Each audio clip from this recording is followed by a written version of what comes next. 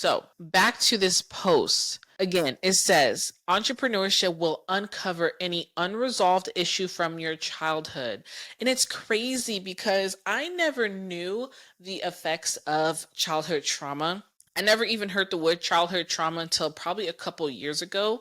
And I feel like when you think of trauma, you only think about, things that were extremely traumatic, like abuse, like from a parent. You're thinking about things like that, right? But I never realized that you can have trauma in many different ways, things that have affected you.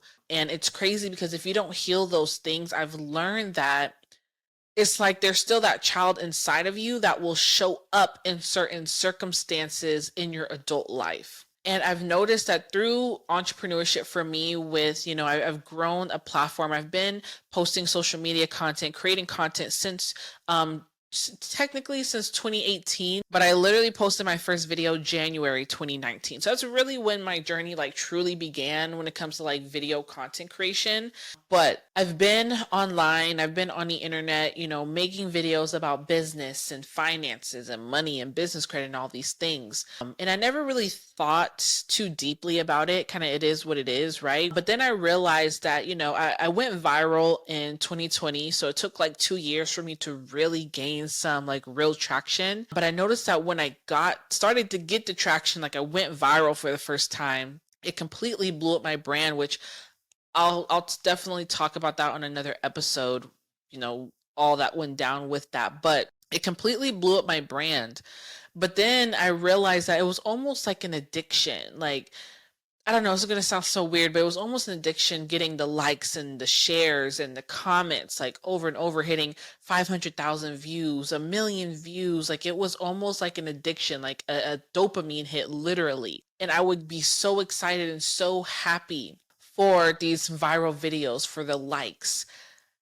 And I was just creating content constantly. I was getting up and getting dressed, doing my makeup literally every single day to post content because I loved that. I love that.